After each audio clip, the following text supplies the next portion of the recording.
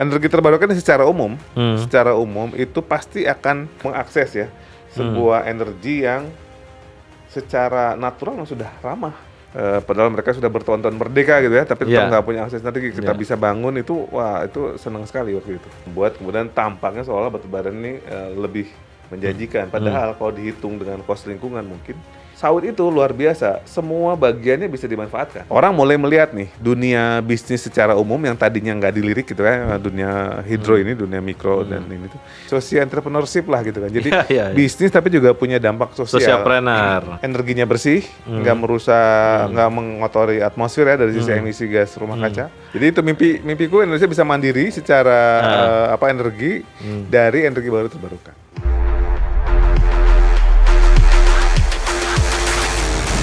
Halo sahabat OMB, obrolan Menjabundar.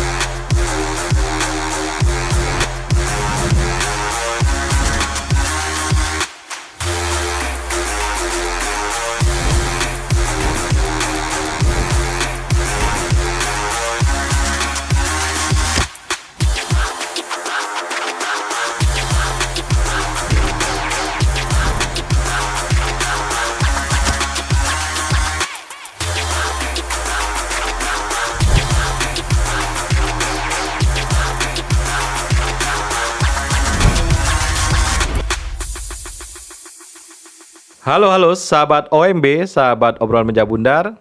Hari ini kita membahas energi baru terbarukan.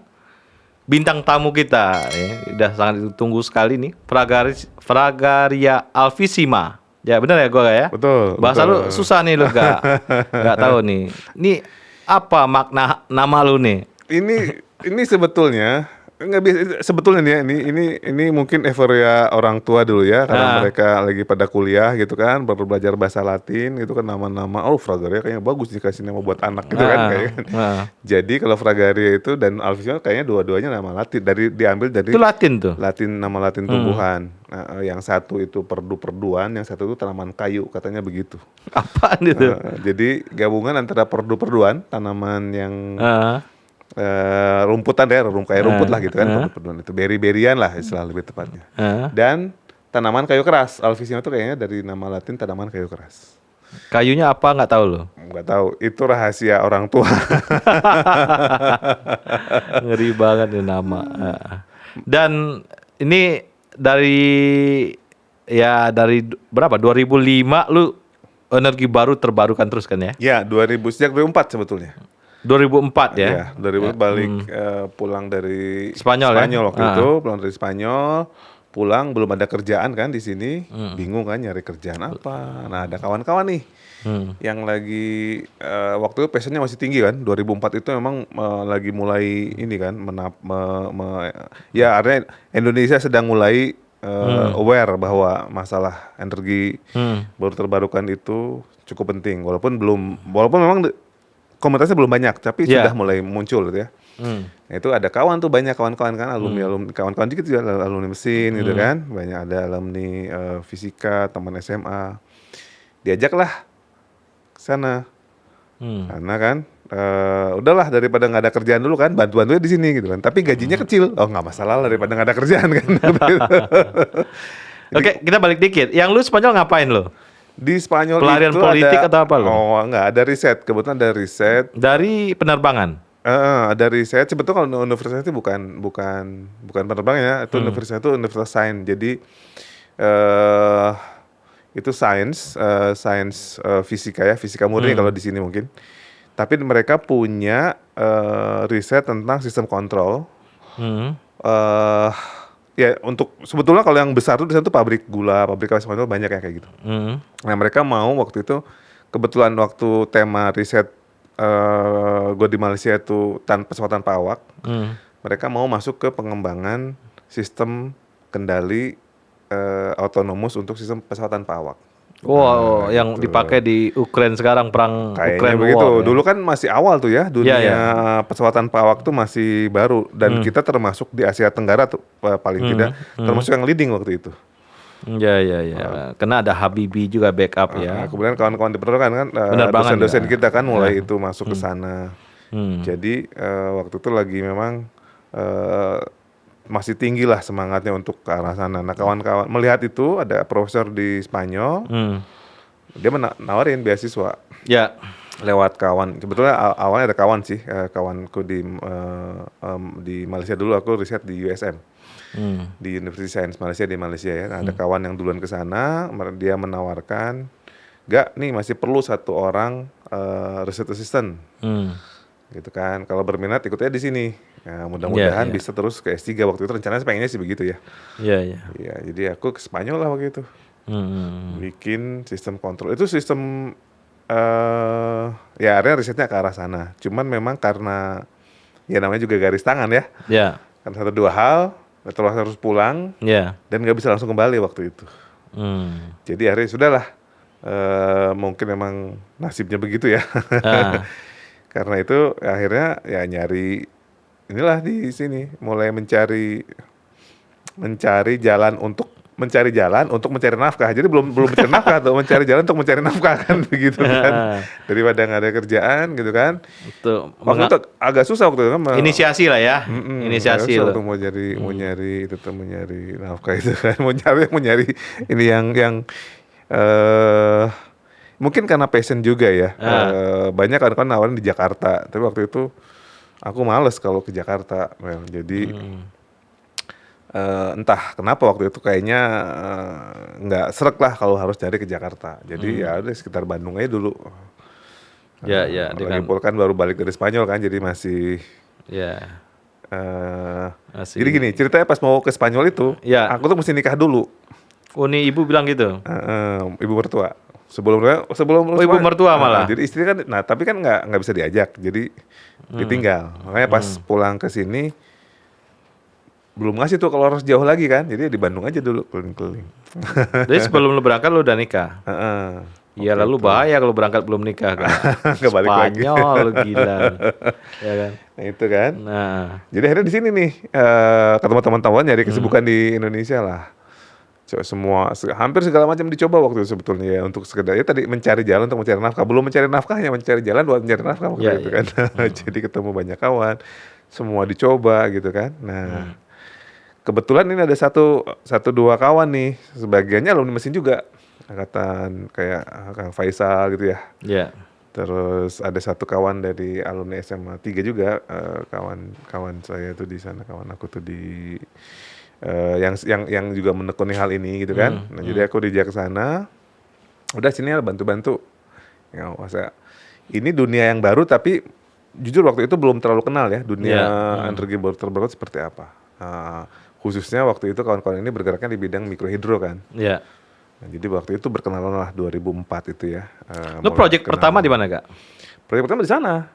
Di kawan-kawan itu apa? ini. Jadi, FS atau memang karena dulu ditampungnya di perusahaan yang sifatnya lebih ke arah konsultan ya. Itu konsultan.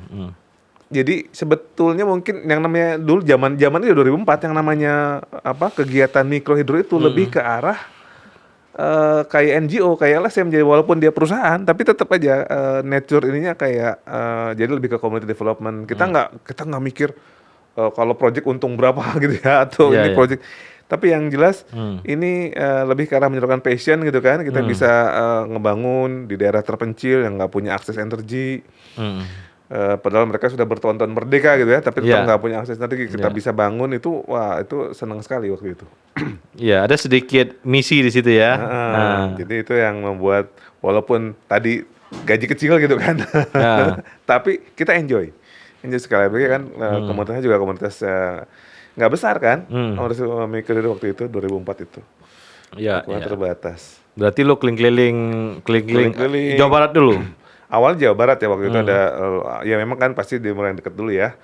Jadi awalnya Jawa Barat, ada potensi energi mikrohidro di mana gitu kan, terutama di daerah terpencil yang karena arahnya community development tentu harus dicari juga yang membutuhkannya gitu kan. Jangan sampai kita bangun tapi nggak ada yang pakai kan. Dan zaman sekarang orang udah mulai rame kan, interkoneksi ke PLN dulu belum ada yang begitu. Pokoknya begitu dibangun, itu harus bisa dipakai oleh masyarakat. Jadi kita cari lokasi, pertama masyarakatnya memang belum dapat akses listrik, kedua ada potensi energinya, ada air gitu ya. Nah itu yang kita cari. Dan daerah di Jawa Barat tuh yang isolated, yang off grid tuh banyak ya. Banyak, apalagi Jawa Barat Selatan tuh. Mm-mm. Daerah Potensinya ada gitu ya. Cianjur Selatan, Garut, gitu kan. Itu kan potensinya besar kan. Mm-mm. Arah ke apa Tasik Selatan, arah Pangandaran. Kalau Pangandaran udah kecil karena di sana headnya gini. Kalau kita bicara mikrohidro pasti ada dua hal. Pertama ada airnya ya. Kedua ada beda Ketinggian. tinggi. Nah, kalau daerah Garut, Cianjur Selatan itu masih bergunung-gunung tuh. Ya. Jadi airnya ada dan itu kan daerah hutan lindung ya banyak. Ya. Jadi airnya bagus, terus ada jatuhan. Dan pas sekali daerah sana emang agak apa namanya? Bukan agak, memang tertinggal lah dari sisi akses energi. Tahun 2004 kebayang, sekarang mungkin sudah lumayan lah ya. Tapi tahun 2004 itu luar biasa itu. Iya, iya. Yang mungkin hanya jarak 4 jam gitu ya dari Bandung, tapi dari Bandung cuma 4 jam paling. Tapi nggak dapat listrik sama sekali itu. Iya, iya. Luar biasa. Masih diesel langganan gitu ya. Betul, kadang mungkin malah mereka nggak bisa ini diesel juga kan. Iya, iya. Jadi ya pakai lampu minyak tanah aja. Dulu minyak tanah masih murah untungnya. Lampu tempel ya. Kan masih subsidi dulu minyak tanah itu kalau nggak salah. Nah, dan itu apa? Kadang-kadang kan kita tersesatnya itu kadang-kadang tersesat nih, tapi bisa menggugah juga gitu kan. Betul. Tersesat di jalan yang benar. Nah. Betul. Aku juga ngerasanya begitu Mel. Ini awalnya kan karena nggak ada kerjaan atau apa gitu kan, kita nggak tahu dunianya apa, tapi ternyata setelah masuk ini menarik gitu kan. Tadi ada misi pengembangan komunitas ya kan, community development-nya di sana. Di sisi lain juga kita mengakses ya sebuah energi yang secara natural sudah ramah ya kan. Baik beda dengan fosil kan. Fosil itu dari sisi nature-nya aja sudah tidak terlalu ramah karena ketika dibakarnya melepaskan ini. Dari sisi produksinya pun itu kan juga biasanya sudah melibatkan industri besar yang sudah coba lihat batu bara misalkan, waduh itu bekas tambangnya itu kan sangat merusak sekali. Iya, kadang-kadang batu bara ini kita ngelihat benefitnya sama cost-nya gede, cost lingkungan maksud saya. Betul, dan tapi itu nggak pernah dihitung kan? Nggak pernah dihitung. Itu yang membuat kemudian tampaknya seolah batu bara ini lebih menjanjikan. Padahal kalau dihitung dengan cost lingkungan mungkin sangat mahal sekali jadi. Mahal sekali gitu ya. Nah, dan lu udah menikmati keliling-keliling itu juga sekarang jalan-jalan juga kan? Iya, itu 2004 ya mulai kan itu Jawa Barat. Kemudian dulu aku tuh yang menampung itu kan namanya ada Asosiasi Hidro Bandung, Mel. Ini harus nggak apa-apa kan, ini bukan iklan, tapi kan memang ini ada asosiasi. Apa-apa, biar aja. Asosiasi Bandung itu menurutku memang asosiasi orang-orangnya tuh mereka aktif tuh waktu itu betul aku lihat tuh mereka lebih banyak passionnya. Ideologis nih ya. Betul, jadi sangat militan untuk dan ideologis. Community. Betul, gitu kan. Jadi ini yang membuat aku juga enjoy. Karena aku dari dulu juga memang agak militan ya. Jadi ketemu sama orang militan gitu ya enjoy. Dan jadinya hangat karena kan komunitas juga kecil gitu kan. Nah ini ya di Asosiasi Bandung aku mulai kenal mikrohidro. 2004, 2006 sampai 2007 lah, 2007. Waktu kemudian ada itu kan tadinya mikrohidro nih mulai muncul nih kan. Kemudian booming ada yang namanya CDM, Clean Development Mechanism. Jadi ini sebuah inisiatif lah dari negara-negara maju untuk membersihkan atmosfer udara bumi lah gitu ya. Karena mereka sebagai negara maju kan negara industri nih. Yeah. Jadi proses industri mereka itu melepaskan emisi gas rumah kaca ya yang sangat tinggi dan itu berdampak terhadap pemanasan global. Nah, mereka mulai sadar tuh tahun-tahun itu kan. Jadi mulai booming tuh kan. Nah, Mitsubishi ini salah satu program CSR-nya adalah mengembangkan proyek-proyek encouraging lah ya, mungkin bukan develop tapi encouraging, jadi membangun semangat lah supaya orang mau beralih dari tadinya proyek energi yang berbasis fosil menjadi proyek energi yang berbasis energi yang bersih, clean energy. Nah itu namanya, mereka buka representatif di Jakarta, namanya Clean Energy Finance Committee. Waktu itu aku daftar lah ke sana kan, karena memang Ya karena memang kan kita juga udah mendengar tentang CDM ini ketika masih di Bandung ya, ketika masih ngurusin mikrohidro kita udah denger ada Ya. CDM, tapi waktu itu belum terlalu ini. Tiba-tiba ada kawan yang ngasih tahu bahwa di Jakarta itu ada yang perlu ahli ya yang bergelut di bidang energi baru terbarukan lah untuk masuk sebagai konsultan CDM. Mereka bilang begitu. Ya daftar aja gak katanya. Kawan kita tuh, si Gandos. Dia, oh terima kasih kalian itu jalannya sama Gandus nih, luar biasa. Jadi ke Jakarta aku waktu itu. Alhamdulillah tuh masuk ya, ada tes segala macam. Dulu kandidatnya ada berapa ya? Pokoknya, Ini yang Mitsubishi nih. itu Mitsubishi tuh. Kan gua ketemu kita. Ketemu ya? Ketemu dong sama si Jepangnya. Benar, ketemu ya sama namanya Junji Hatano. Tapi sudah meninggal sekarang, kemarin dia. Lu masih kontak-kontak sama dia tuh? Masih sampai kemarin meninggal itu sempat COVID? Nggak disebutkan sih ya, tapi mungkin memang sudah tua juga sih ya beliau ya ketika. Enggak, di Jepang masih muda itu. Ketika 2004 itu udah 64 tahun usianya, kira-kira atau 65 tahun waktu itu. Iya. Meninggal tahun 2022 kemarin. 22. Orang Jepang tuh masih muda itu. Segitu masih ya, karena mereka umurnya panjang ya, harapan hidupnya panjang. Nah, terus? Jadi pindahlah ke Nah, waktu itu istri udah ya artinya kita sudah aku udah mulai mikir oke lah mungkin memang ujungnya harus ke Jakarta juga kan. Tadinya kan nggak mau tuh ke Jakarta. Tapi ya di situ juga tuntutan keluarga gitu kan, tuntutan masa mau begini terus gitu ya. Oke lah menjalani menjalani passion itu nggak masalah, tapi kan jangan dilupakan juga katanya kan yang namanya urusan dapur. Jadi akhirnya ya udah coba ke Jakarta, coba ngelamar gitu kan. Dapat ya alhamdulillah dipercaya. Dulu kandidatnya ada berapa ya? Pokoknya ada yang terus cuma satu pokoknya. Dan alhamdulillah aku yang keterima jadi ya senang sekali. Udah, di sana mulai masuk ke dunia yang lebih luas. Tadinya kan hanya urusan mikrohidro nih. Hanya urusan mikrohidro, jadi lebih banyak, jadi cuma air lah, nggak banyak. Ya, energi baru terbarukan yang digeluti berarti air ya, cuma hidro. Nah ketika masuk ke sana itu kita juga, aku tuh berkenalan dengan cabang-cabang energi baru yang lain. Karena kan nggak spesifik cuman air ya kalau yang di Mitsubishi ini yang dikerjakan. Jadi semua yang memang punya potensi untuk memberikan atau menggunakan energi yang bersih itu kita coba di encourage untuk di develop menggunakan mekanisme CDM tadi. Nah jadi mulai berkenalan tuh dengan ada biomas, biogas gitu kan, angin gitu ya, mulai berkenalan dengan itu proyek, walaupun proyek angin di situ nggak banyak ya. Nggak banyak. Tapi ya kita mulai berkenalan karena itu kan global ya, Mitsubishi itu kan ini jaringannya global, jadi kita juga tahu yang di Mesir misalkan ngurusin apa gitu ya, yang di Cina ngurusin apa, yang di Thailand. Jadi kita sering telekonferensi bareng gitu kan, bareng untuk diskusi. Jadi mulai berkenalan lah banyak. Nah di Indonesia sendiri waktu itu aku lebih banyak ngurusin pabrik kelapa sawit, biomas, biogas. Karena waktu itu emang yang punya potensi untuk jadi dari skala perusahaan udah cukup bagus, ya kan. Kemudian dia punya potensi untuk berpindah ke energi bersih kan. Tadinya kan biasanya pabrik kelapa sawit itu menggunakan untuk running plant-nya itu biasanya kan menggunakan bahan bakar fosil ya.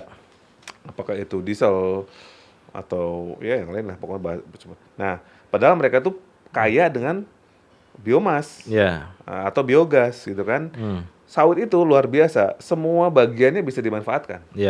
Nah ini yang kemudian kita garap jadinya, karena tadi kan yang jelas kan memang mereka secara company juga sebenarnya sudah mulai udah cukup punya kemampuan untuk switching gitu ya. Jadi kebanyakan kliennya di yang aku urusin itu waktu itu ya pabrik kelapa sawit Mel. Ada satu starch ya yang di Lampung. Nah itu juga berarti lu keliling-keliling juga habis itu? Itu keliling lagi. Tadinya kan cuma sekitar Bandung nih. Cuman Bandung, paling sekali-kali nanti ke mana ke Jawa Tengah, Jawa Timur kan, atau paling sekarang kalau jadi ke seluruh Indonesia nih. Terutama Sumatera. Radius nambah nih. Radius nambah kan Sumatera terutama. Wah dari mulai Aceh sampai Lampung gitu, semua kan itu pabrik kelapa sawit semua tuh kan. Itu sudah pernah kita jajaki tuh dulu. Aku tahu tuh Itu semuanya. carbon credit bukan? Nah betul, CDM itu memang mekanismenya carbon credit. Jadi, Clean Development Mechanism itu adalah mekanisme di mana proyek-proyek yang ternyata bukan business as usual, gitu kan, dan itu menggunakan energi bersih, Ya. itu kita ubah menjadi yang tadinya tidak layak karena bukan business as usual ya, Ya. menjadi menarik untuk si project owner. Nah, kemudian itu dikasih kompensasi dengan cara memberikan kompensasi Yang carbon ini credit. dekatin ya. Dengan cara memberikan kompensasi di carbon credit gitu kan. Nah, ini yang digarap ya. Jadi yang objektifnya dari CDM itu sana.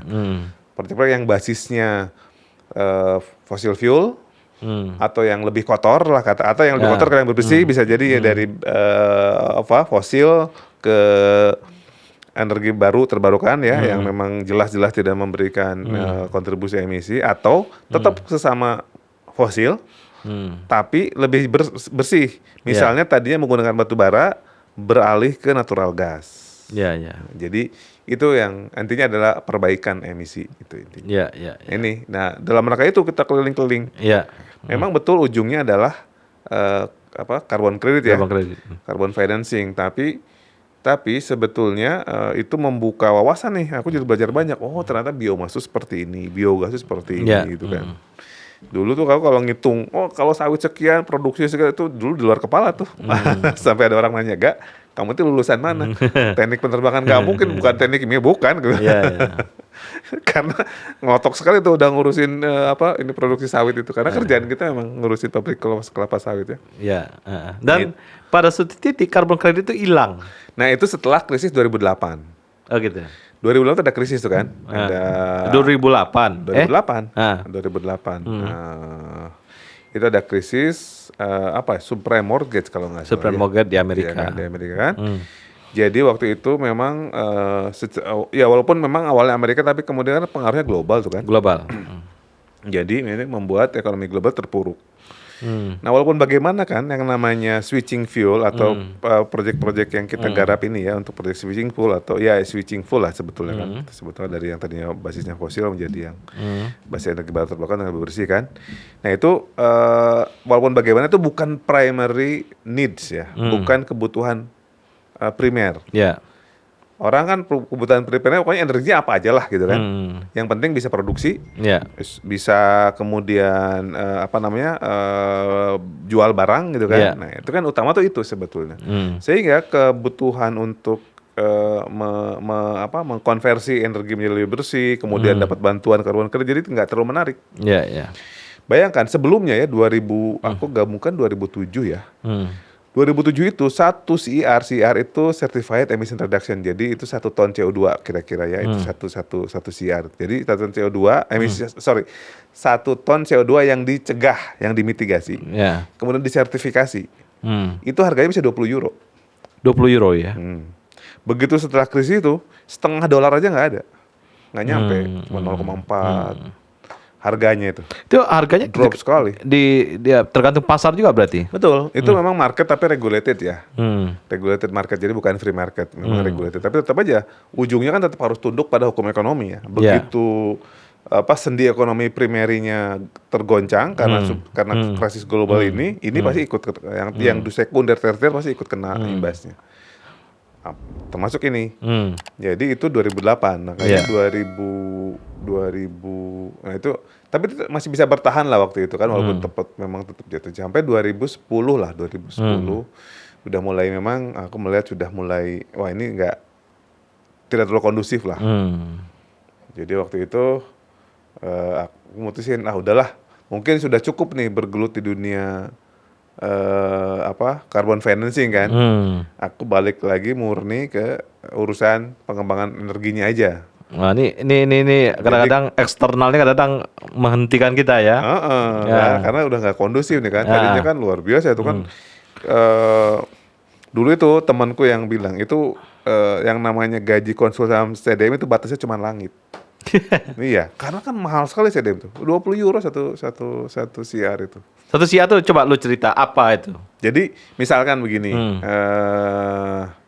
Misalnya mikrohidro nih. Berapa?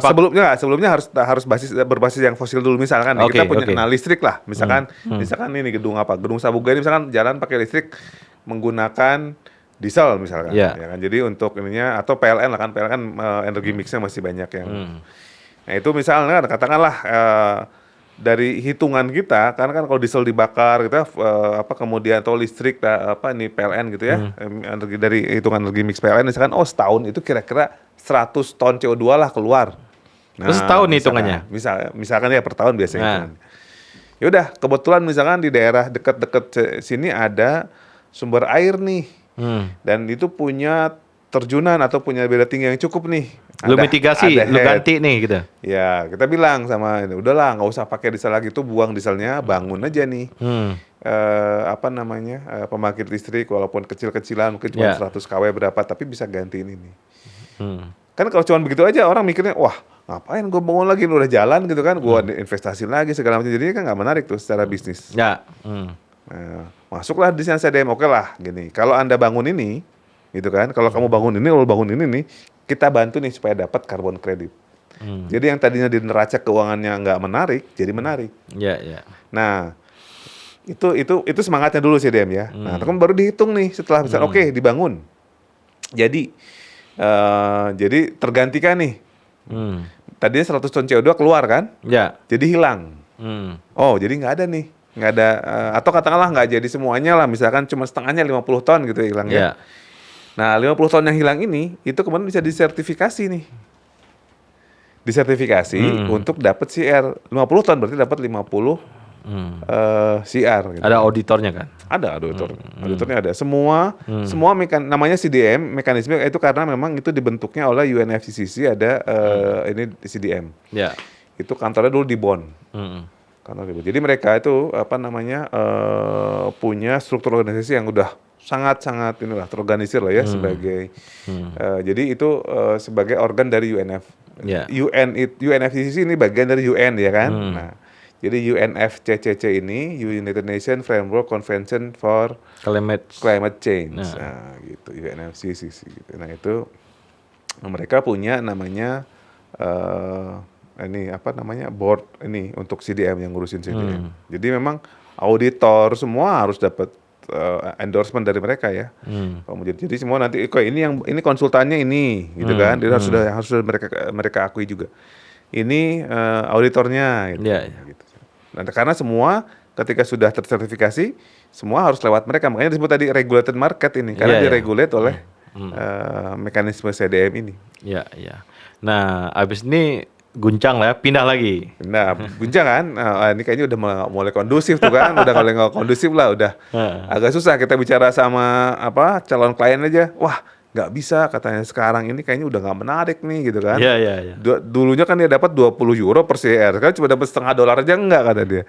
Dia udah nggak menarik, ya udah mulai turun ya declining waktu itu, dan itu sangat cukup tajam. Kawan-kawanku yang beberapa masih bertahan di sana ya. Kalau aku memutuskan sudah saatnya juga untuk itu kan 4 tahunnya dari 2007 itu 2011. 2007, 2008, 2010. Itu aku misalnya keluar, udahlah keluar aja, kembali lagi nih ngurusin energi baru terbarukan waktu itu.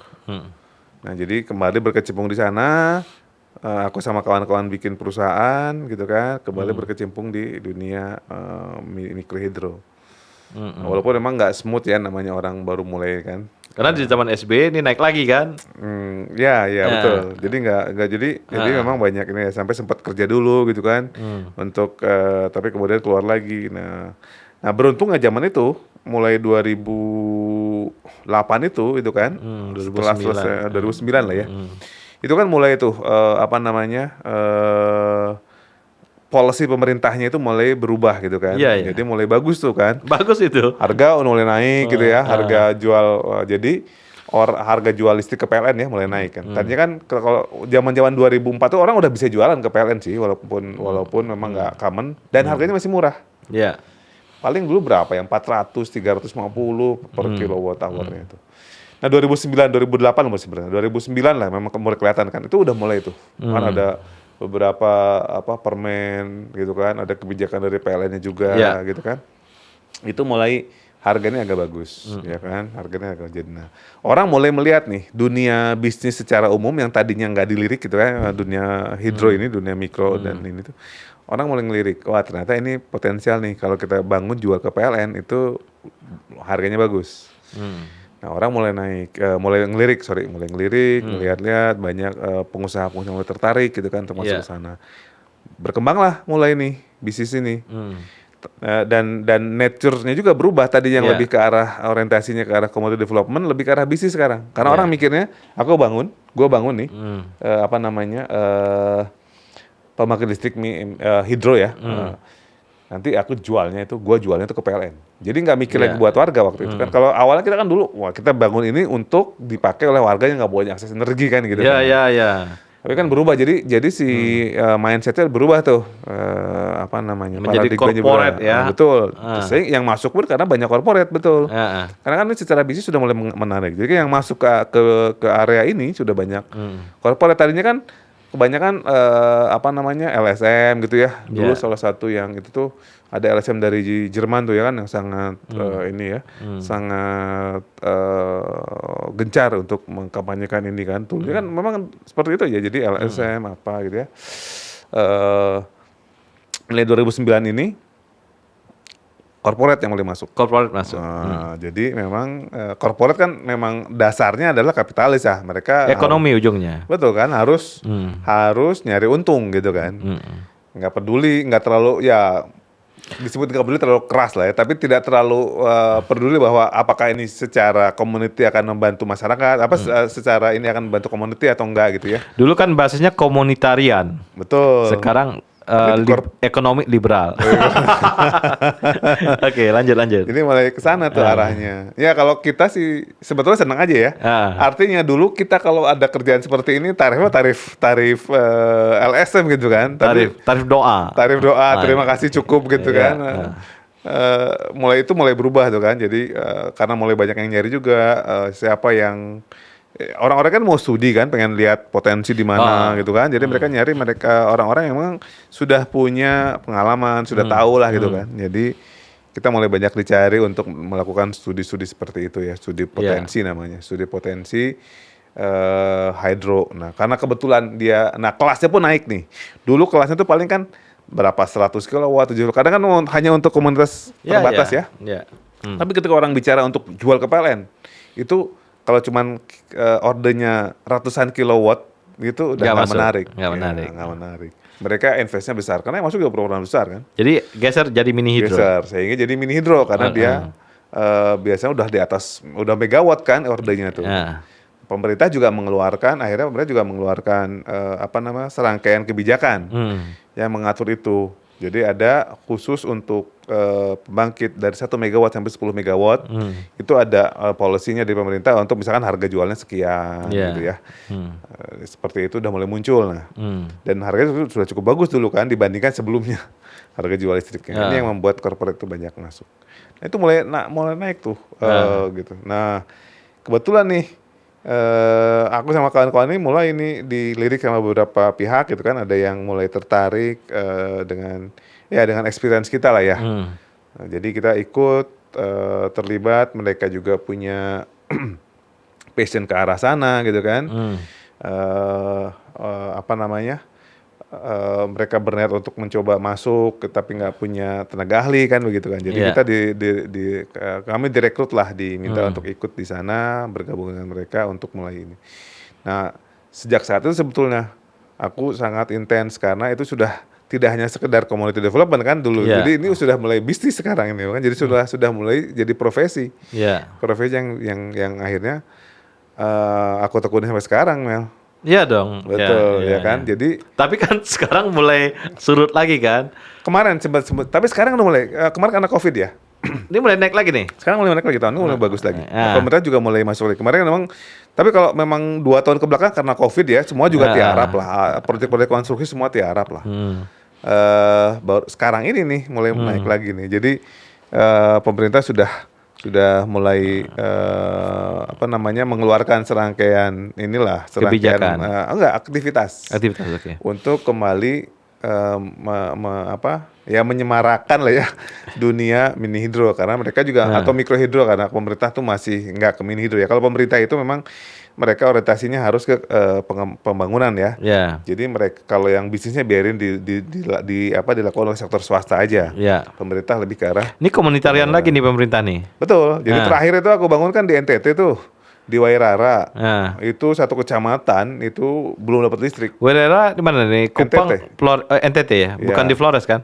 Waingapu lah, kota terbesar dekatnya itu Waingapu. Oh, dekat Kupang dong. Waingapu dari Kupang. Yang ada iklannya di sini ada air. Jadi apa namanya? Itu tahun lalu, gitu kan, tuh mulai Wairara itu di sana. Jadi kita terlibat di sana. Alhamdulillah udah selesai kemarin. Warganya senang sekali tuh. Ya. Jadi, itu kadang-kadang keringat kita tuh terbayar kan ngelihat warga. Wah, betul ya. kan. Susah payahnya tuh ketika melihat mereka tersenyum gitu ya, dan mereka sangat senang gitu punya itu sangat sangat memberikan hati lah gitu ya. Dan itu itunya luar biasa. Kepala desa saya bilang, wah baru sekarang nih saya merasa merdeka begitu kan. Berarti kebayangan dari mereka tahun 45. Sekarang 2000 kemarin lah tahun lalu kan 2002. Mereka baru dapat listrik 2022. Iya. Luar biasa. Satu kecamatan itu. Iya. Nggak cuma desa lagi. Iya. Dan itu bagian dari senyumnya orang-orang desa. Betul. Jadi kenapa aku suka itu programnya pemerintah? Karena itu programnya dari kementerian. Aku senangnya di sini, Mel, bisnisnya oke dapat kita. Alhamdulillah, walaupun memang nggak skala besar ya. Kita nggak bicara bisnis kayak orang di petrol ya, orang di minyak atau di gas gitu. Kita nggak bicara di skala itulah. Kita skalanya beda.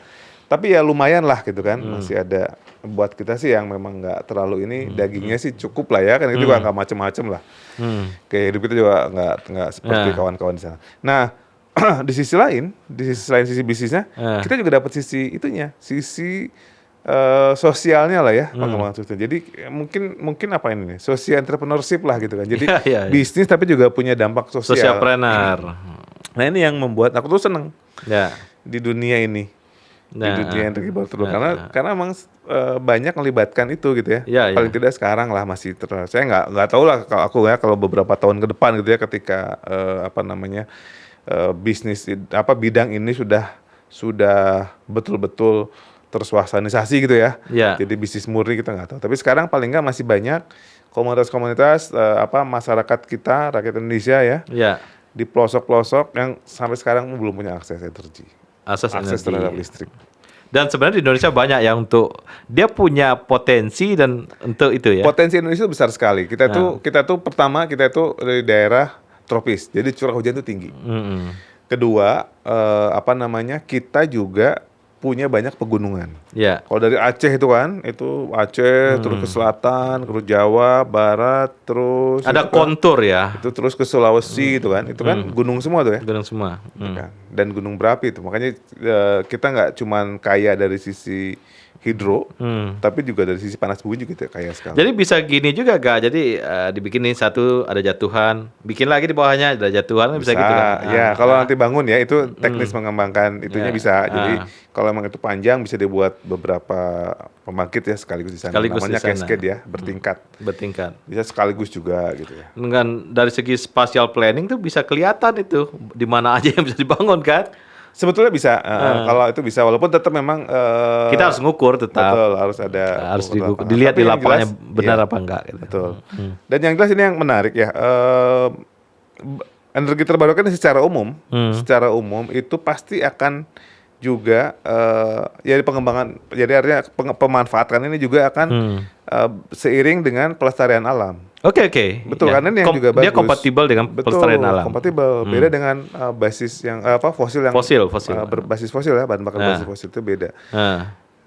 Ini yang juga bagus nih, kenapa orang harus mulai menurutku ini memang luar biasa artinya. Kenapa kita harus masuk dan mengembangkan ini, karena memang luar biasa. Energinya bersih, nggak merusak, nggak mengotori atmosfer ya dari sisi emisi gas rumah kaca. Kemudian kita juga bukan terpacu, tapi memang harus menjaga kelestarian alam, karena kalau nggak sumber energi ini juga habis gitu kan. Air Iya, misalkan, iya, air kan itu dari hutan, ya kan. Kalau gunungnya gundul, nggak ada hutan, nggak ada airnya. Ketika Iya. hujan besar banjir, tapi begitu kemarau kering habis gitu Iya, kan iya. nggak mungkin ya. Kalau namanya pembangkit kan harus continue ya, sedapat mungkin sih continue. Itu geothermal juga sama. Prinsip juga sama kan, geothermal juga prinsipnya adalah ini ada prinsipnya kayak ketel gitu kan. Iya. Ada batu panas, ada air mengalir di sana, jadi uap kan. Jadi gitu uap. kan. Nah, airnya kan tetap harus dijaga ini kan. Dan geothermal itu butuh air banyak. Betul Oh, banyak pasti. Jadi sama aja semua biogas juga sama kan. Orang yang mengharness ya menggunakan biomas, dia kan juga harus menjaga tanamannya. Kalau Iya. tanamannya nggak dijaga, lama-lama habis tuh sumber energi dia. Biomasnya habis nggak ada kan. Ya. Ini yang menarik dari sisi energi baru terbarukan dibanding energi fosil. Nah, energi barunya sendiri apa nih, Kak? Ini energi baru itu sebetulnya energi yang tadinya ya, ini sebetulnya ini aja ya konvensi orang mengatakan baru itu apa. Tadinya belum ada jadi ada, contohnya nuklir. Nah, Karena kan baru tuh kan, jadi itu masuk energi baru, nuklir misalkan. Entah mungkin nanti apa lagi gitu kan kita Iya, bisa iya. dapat. Nah, kalau yang itu baru ya. Kalau terbarukan itu kan itu renewable, jadi bisa Iya. diperbarui. recycle dia. Nah, betul, kayak air misalkan ya, hydro gitu kan, kemudian biogas itu kan terbarukan. Jadi itu Jadi baru dan terbarukan. ladang baru ini menarik ya. Energi baru terbarukan ini menarik. Menarik ya. Iya. Dan dia kompatibel dengan lingkungan. Dengan Dan lingkungan. energi fosil dan batu bara dan kawan dia tidak kompatibel dan kadang-kadang biaya lingkungannya nggak dihitung. Betul, eksploitasi sumber daya energi yang berbasis fosil itu juga sangat tidak ramah lingkungan. Jadi si sumber energi sendiri sudah tidak ramah lingkungan. Proses eksploitasinya pun sering juga tidak ramah lingkungan. Iya, Itu iya. contoh yang dari awal aku bilang kan. Iya. Coba lihat tambang-tambang batu bara. Iya, Waduh, luar biasa. Luar biasa. Nah, kalau kita ngambil contoh nih benchmarking Skandinavia kali ya. Swedia. Ya, negara-negara Norse ya. Itu kayak Swedia, Finlandia gitu kan. Mereka tuh pertama memang banyak gunungnya di sana itu. Iya. Nah, jadi sangat hilly sekali kan, curam.